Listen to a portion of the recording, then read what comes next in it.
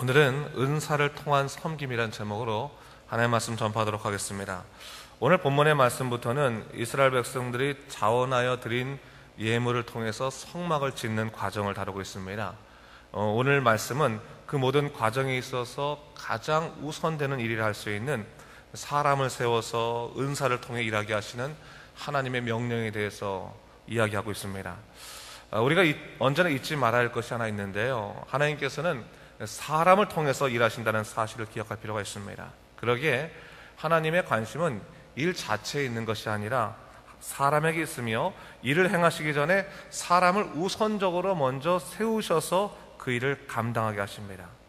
오늘 본문은 바로 하나님께서 사람을 세우시는 과정을 나타내고 있습니다. 우선적으로 우리 다시 한번 35장 30절 말씀을 한번 읽어보겠습니다. 시작.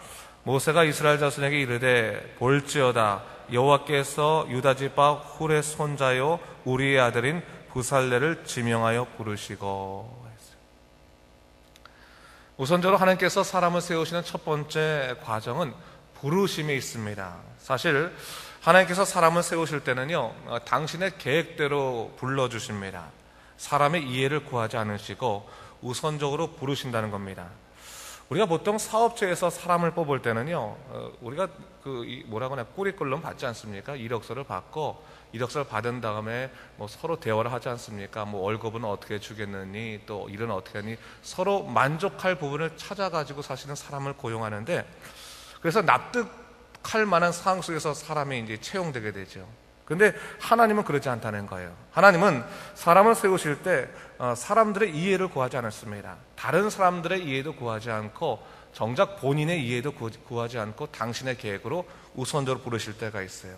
그저 당신의 계획대로 부르셨기 때문에 때때로는 왜 나를 부르셨는지, 왜 저 사람을 부르셨는지를 납득하지 못하고 시작할 수도 있습니다. 지명하여 부르신 것은 분명한데 납득하지를 못하게 되는 거죠. 그래서 기도할 때 하나님 왜 저를 부르셨습니까? 라고 우리가 물을 때도 있는 거예요. 하나님 왜 저를 이곳에 보내셨습니까? 하나님 저를 왜 부르셨습니까? 이해가 안 되는 거죠.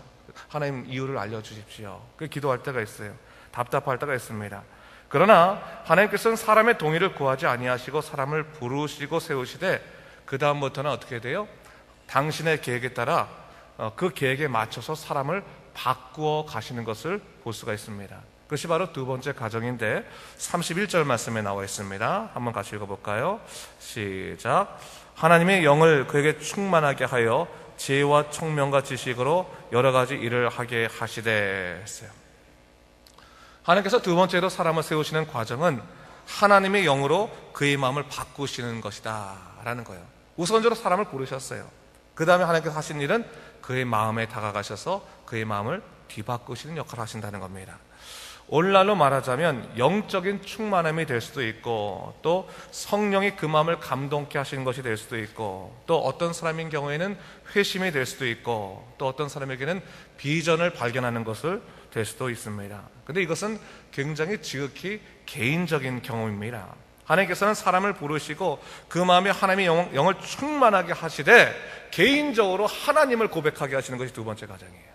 하나님을 만나주신다는 거죠. 그 마음속에 하나님께서 소망을 주시기 시작한다는 거죠. 아직까지 어떻게 일이 이루어져 갈지는 계획을 알지 못합니다. 근데 그것은 모르는데 마음을 만져주셔서 하나님께서 지금 움직이고 계시는구나, 하나님께서 내 마음 만져주셨구나, 하나님께서 분명히 나로 하여금 확신을 주시구나 하는 개인적인 경험을 갖게 하신다는 거예요. 그래서 우리의 생각과 감정을 주관하여 주시사 주님만을 소망하게 하시는 과정이 두 번째 과정입니다. 근데 여러분, 이 두 번째 과정만 하더라도 지극히 개인적인 과정이기 때문에 다른 사람들은 이해하지 못하는 거예요. 부살레를 하나님께서 지명하여서 세우셔서 그 마음에 성령의 마음을 부으실 때, 하나님의 영의 마음을 부으실 때 다른 사람들이 아직까지 하나님께서 왜 저 사람을 부르셨을까라고 하는 납득되지 않은 상황이 분명히 있었을 것입니다. 그 상황들 속에서 하나님에 대한 소망만 푼 것은 누굽니까? 바로 부살렐이었을 것이다 라는 것을 볼 수가 있는 것이죠. 그런데 하나님께서 사람을 세우는 세 번째 과정이 있습니다. 그 세 번째 과정은 바로 다른 사람들조차도 하나님이 세우셨다는 것을 확증할 수 있도록 인증의 과정을 우리에게 보여주신다라고 하는 것이죠. 자, 우리 32절, 33절 한번 읽어볼까요? 31절을 읽었는데 다시 한번 읽어보서 우리 31절부터 33절 다시 한번 읽어보겠습니다. 시작. 하나님의 영을 그에게 충만하게 하여 지혜와 총명과 지식으로 여러 가지 일을 하게 하시되 금과 은과 노수로 제작하는 기술을 고안하게 하시며 보석을 깎아 물리며 나무를 새기는 여러 가지 정교한 일을 하게 하셨고 했어요. 자, 보면 하나님께서 이 부살렐에게 그 영을 충만하게 하셨어요. 하나님의 영을 부으셔서 충만하게 비전도 발견하게 하시고 하나님만을 소망하게 하시고 또 하나님의 능력을 기대하게 하시고 또 기도하게 하셨어요. 그러면서 어떤 일을 또 이루셨습니까? 그의 능력을 세워주시는 것을 볼 수 있어요. 그에게 지혜와 총명과 지식을 주셔서 여러 가지 일을 하게 하시는데 그가 이전에는 하지 않았던 금과 은과 노수로 제작하는 기술을 고안하게 하셨다. 고안하게 하셨다는 건 뭐예요? 발명하게 하셨다. 생각나게 하셨다. 그 없었던 것을 만들어주셨다는 거예요. 보석을 깎아 물리며 나무를 새기는 여러 가지 정교한 일을 감당하게 하셨다 하는 거죠. 그러니까 하나님께서 그 일을 감당하게 하시는 거예요. 사람들이 보니까 야, 저 사람 처음에 왜 세웠는지 전혀 몰랐었는데 그 일을 잘 감당하는 것을 보게 되면서 야, 하나님께서 세우시는 것이 분명하구나. 그것을 인식하게 됐다는 거예요. 그것이 바로 뭐예요? 인증의 과정이다라고 하는 것이죠.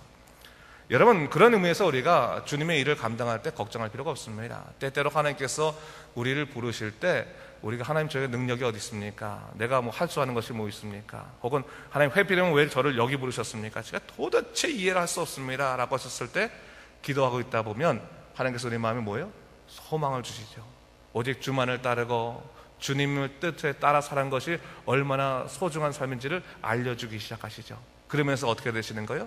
우리에게 지혜를 주셔서 우리에게 닥친 일들을 감당할 수 있도록 힘을 주시고 능력을 주시다라는 거예요. 그러니까 여러분, 우리가 능력이 없어서 하나님 일 못합니다라고 말할 필요 없어요. 우선적으로 뭐예요? 하나님이 부르셨다면 내 마음에 소망을 주시고 나로 하여금 감당할 수 있는 능력을 달라고 기도하면 됩니다. 그럼 하나님께서 우리에게 함께 하시는 거죠.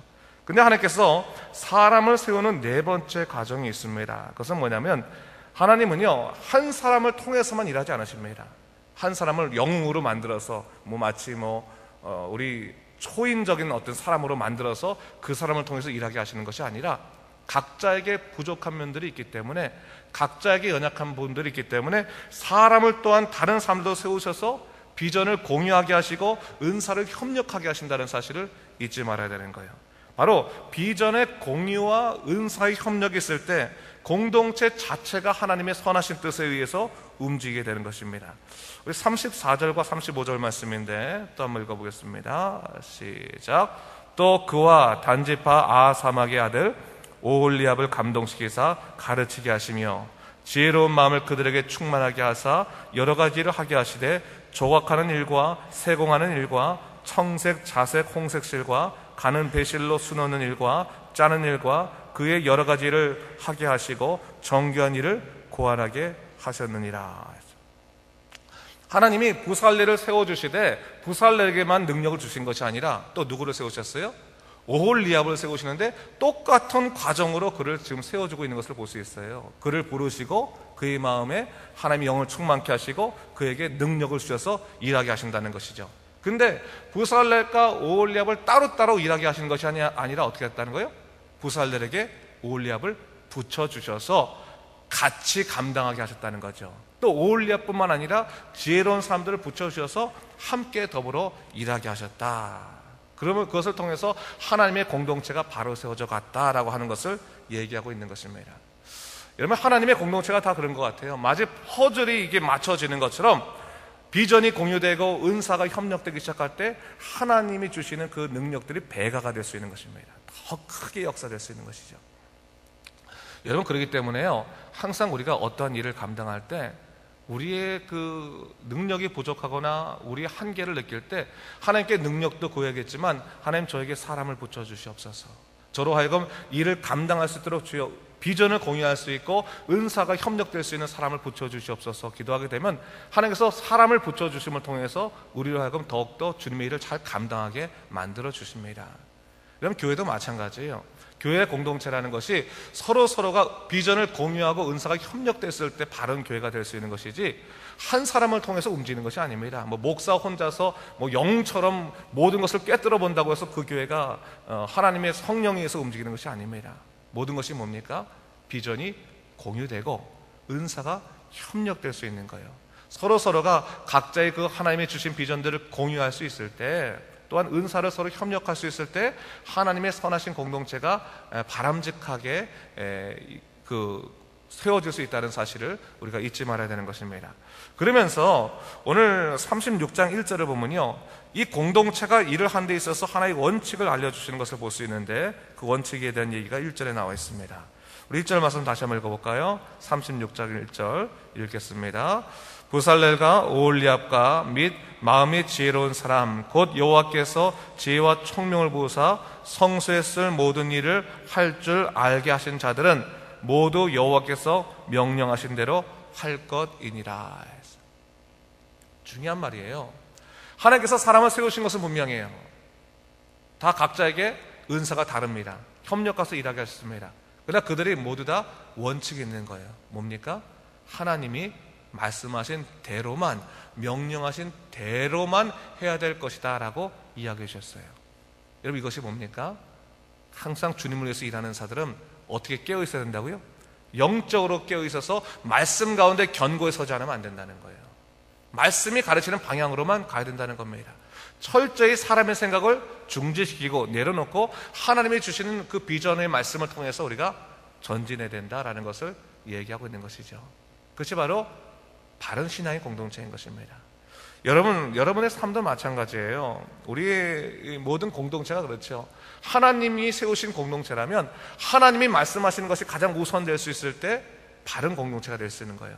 그것이 가정일 수도 있고, 그것이 사업체일 수도 있고, 그것이 교회 공동체가 될 수 있습니다. 무엇이 되든 간에 하나님이 말씀해 주신 그 말씀의 원칙대로 살아갈 수 있을 때 우리는 하나님의 놀라운 역사를 누릴 수 있게 됐다는 것을 성경은 얘기하고 있는 것입니다.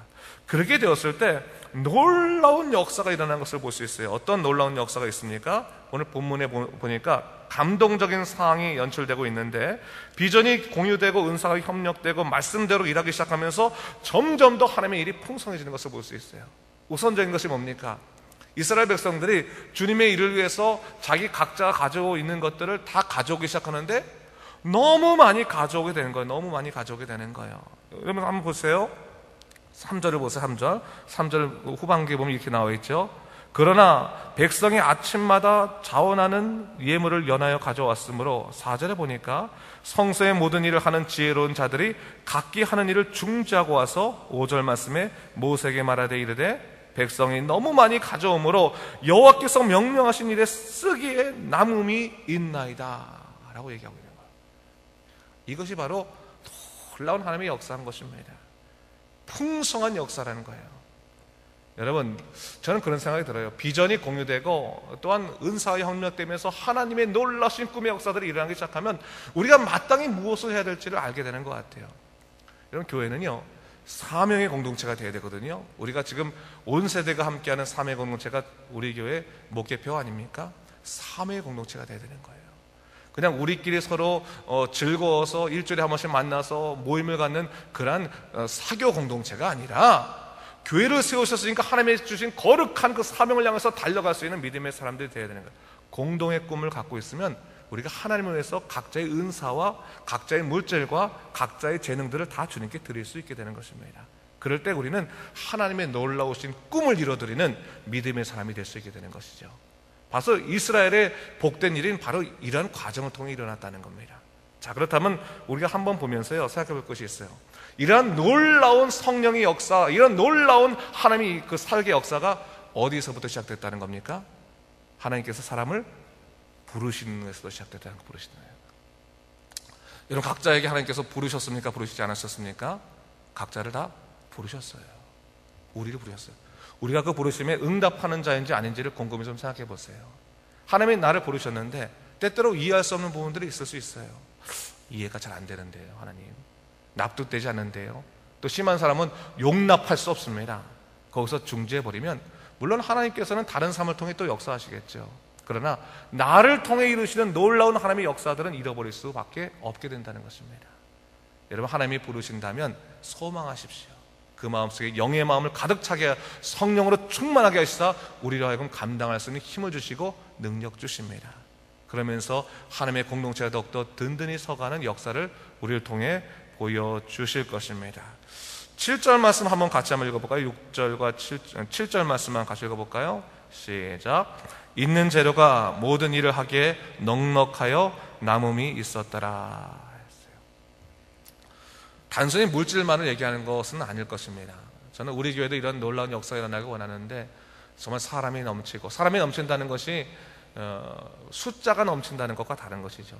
하나님의 일을 위해서 충성된 일꾼이 넘쳐나는 것, 또한 하나님을 위해서 마음의 소망을 품는 자가 넘쳐나는 것, 정말 주님의 사명을 이루어드리는 것을 인생의 기쁨으로 여기는 사람들이 넘쳐나기 시작할 때, 아마도 저희 교회는 땅끝 교회로서의 사명을 잘 감당할 수 있을 것이라는 생각을 갖게 됩니다.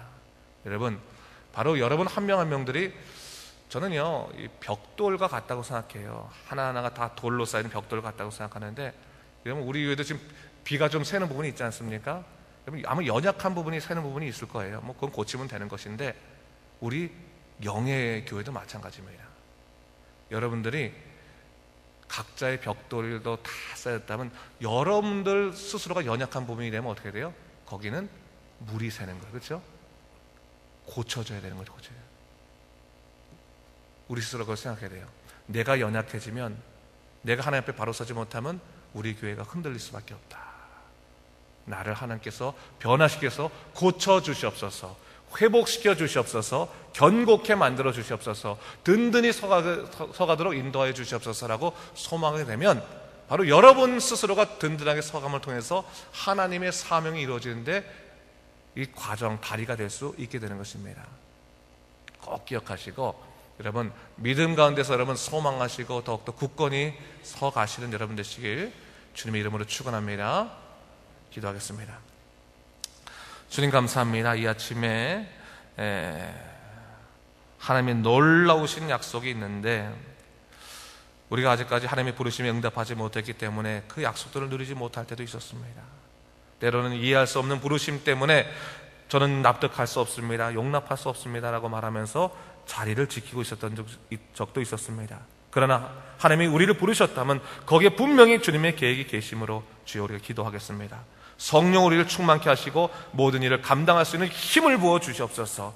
그래서 하나님이 이루시는 그 인생의 계획 가운데, 하나님의 사명의 계획 가운데 우리가 쓰임받을 수 있도록 주여 우리를 이끌어 주시옵소서. 감사드리며 예수님 이름으로 기도드립니다. 아멘.